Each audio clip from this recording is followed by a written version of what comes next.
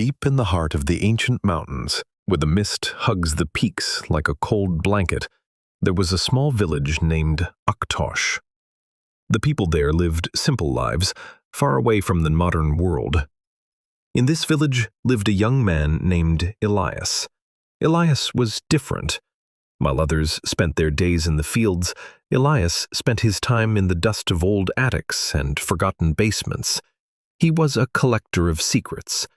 He believed that every old object had a soul, a story waiting to be told.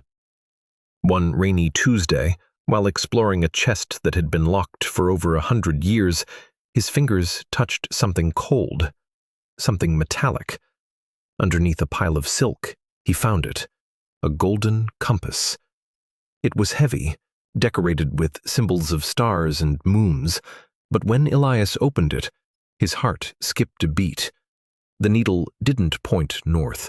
It spun wildly before stopping in one specific direction, toward the Great Forbidden Waterfall.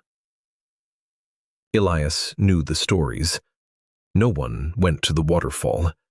The elders said the wind there speaks in voices and the shadows move on their own. But the golden needle was steady.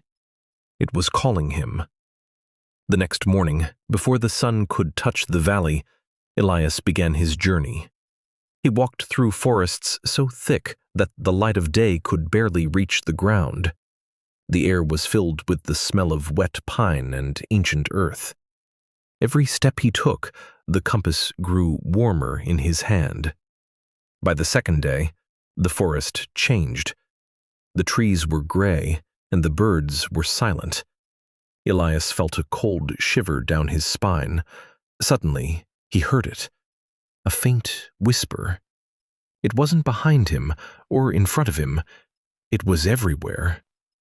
The secret lies where the light touches the shadow.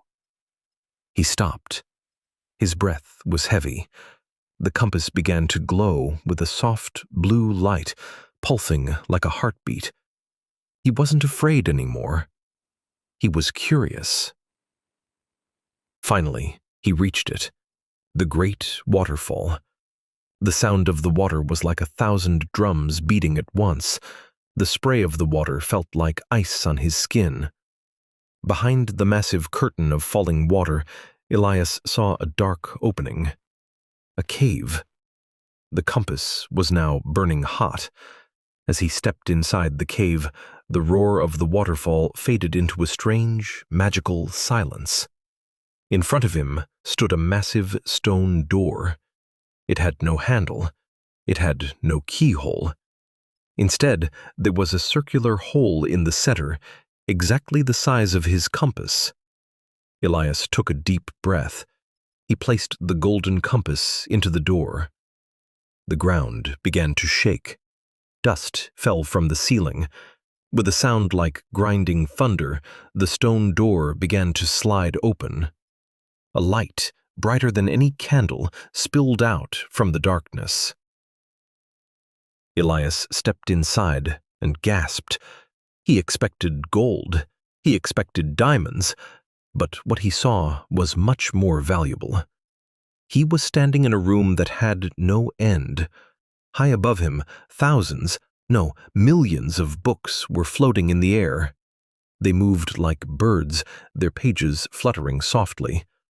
The walls were covered in glowing maps of stars that no longer existed. This was the library of the lost world. Every story ever forgotten, every language ever lost, and every secret ever kept was written here. Elias reached out and touched a floating book.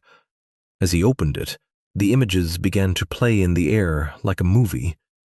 He saw the building of the first cities. He saw the great kings of the past.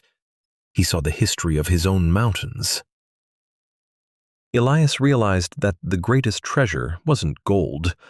Gold can be stolen. Gold can be lost. But knowledge? Knowledge stays with you forever. He stayed in the cave for what felt like hours, but in the village, weeks had passed. When he finally walked out, The golden compass was gone. It had finished its job. Elias returned to Ak-Tosh. He didn't bring back jewels. He brought back stories. He became the village teacher, the wisest man the mountains had ever known. He taught the children that the world is much bigger than what we see, and that sometimes, to find the truth, you only need to follow your own inner compass.